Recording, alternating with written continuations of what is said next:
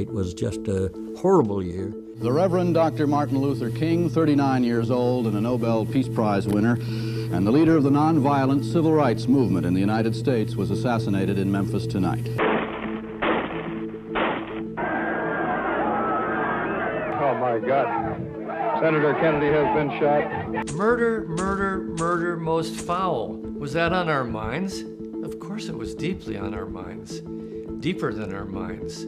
It was the agony of our generation. Death and destruction in Vietnam, urban rioting and rebellion. Most people have an image of the time that was about sex, drugs, and rock and roll. Let me tell you, it was not a joke.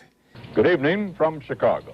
The Democratic Convention begins in this international amphitheater. We went into Chicago with a great deal of trepidation. There were going to be huge anti-war protests and demonstrations, and we thought there'd be great overreaction on the part of the Chicago police. We tried to change the location to Miami, where the Republicans would have already held their convention, and it wouldn't take much new preparation. Your average Chicago cop during that era was somebody who grew up working class. Their fathers and grandfathers often were police officers. They didn't have a lot of time for what they would call nonsense. We'd had big demonstrations outside the government before. They always seemed to go nowhere, to no avail. The convention presented an opportunity to put on a lobbying effort aimed at the delegates to see if there could be a peace plank passed on the convention floor. The police were given pretty strict marching orders by Mayor Daley to keep the peace, and they were going to do that however they needed to do it. We were really roughed up by the police, no matter what we did. The city administration refused permits for any expression. The counterculture people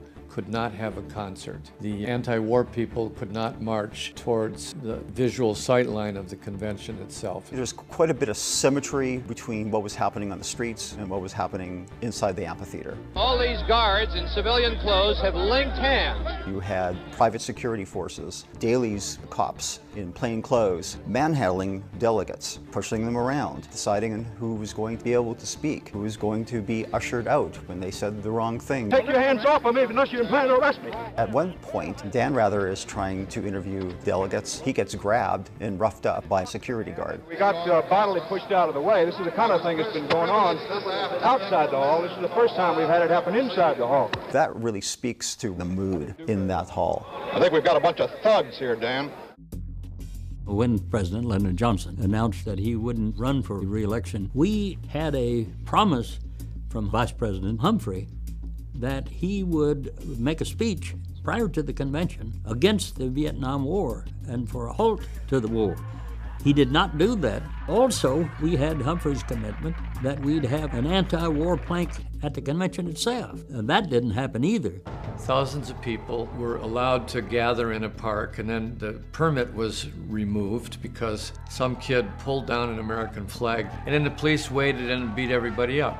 Gas was everywhere. There were many head injuries and bleeding. It's hard to imagine. Police officers found they were having bags of excrement, bags of urine thrown at them. It was chaos. Multiple directions, terrible communication on what streets they were to clear, where they're moving the protesters through. Nothing was very coherent. The police looked bad, and at times they deserved to be viewed poorly, and other times they did whatever they thought they could. Sitting in his hotel room last night, Hubert Humphrey said, "I don't feel very good with what's going on down there." I came out of that convention terribly depressed about the failure to adopt an anti-war plank, about what had happened in the streets. And I was very bothered by the fact that the Democratic Party was undemocratic. People felt the anti-war movement represented the majority of Democrats in the country, but that was not reflected in the selection of the delegates to that convention. They were establishment people, a big part of whom, what we now call superdelegates.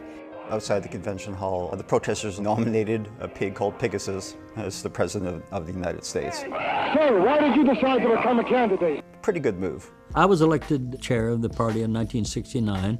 I appointed a reform commission to be sure that there be democracy in the selection of delegates. The main thing we wanted was that they'd be elected.